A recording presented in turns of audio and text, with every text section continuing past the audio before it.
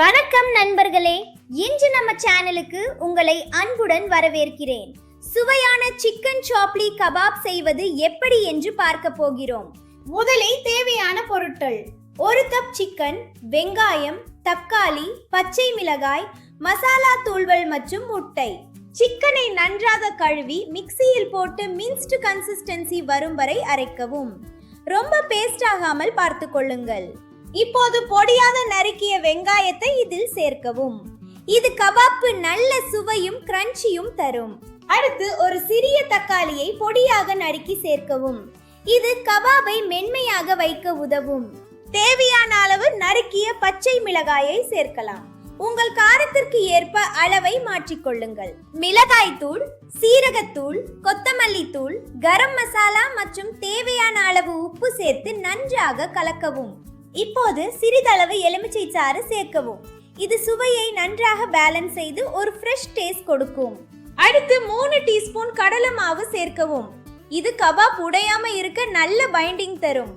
ஒரு முட்டையை உடைத்து சேர்த்து கை கொண்டு நன்றாக பிசைந்து வைத்துக் கொள்ளுங்கள். அப்போதுதான் எல்லாம் ஒன்றாக சேரும். அவ்வளவுதான், சுவையான சிக்கன் சாப்லி கபாப் தயார்.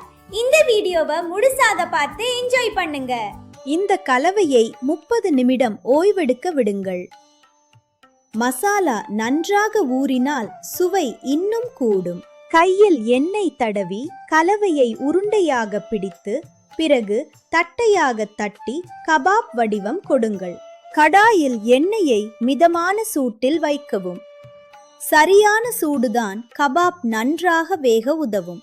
தயாராக இருக்கும் கபாப்களை மெதுவாக எண்ணெயில் போடவும். ஒன்றுடன் ஒன்று ஒட்டாமல் இடைவெளி விடுங்கள். ஒரு பக்கம் பொன்னிறமாக வெந்ததும் மெதுவாக திருப்பவும். மசாலா வறுபடும் போது நல்ல வாசனை வரும். மறுபக்கமும் நன்றாக வேக வைக்கவும். வெளியே மொறுமொறுப்பாகவும் உள்ளே ஜூசியாகவும் இருக்க வேண்டும். வெந்த கபாப்களை டிஷ்யூ பேப்பரில் எடுத்து வைக்கவும். இது அதிகப்படியான எண்ணெயை நீக்க உதவும். கொத்தமல்லி, வெங்காய ரிங்ஸ் மற்றும் எலுமிச்சை துண்டுகள் சேர்த்து அழகாக அலங்கரிக்கவும். சுட சுட புதினா சட்னியுடன் பரிமாறவும். இது ரமலான் இஃப்தாருக்கு ஒரு சிறந்த உணவாகும். குடும்பத்துடன் சேர்ந்து சாப்பிட்டு மகிழுங்கள். மாலை நேர சிற்றுண்டிக்கும் இது மிகவும் அருமையாக இருக்கும். வீடியோ பிடித்திருந்தால் லைக், ஷேர், சப்ஸ்கிரைப் செய்யவும். உங்கள் ஆதரவிற்கு நன்றி. வணக்கம்.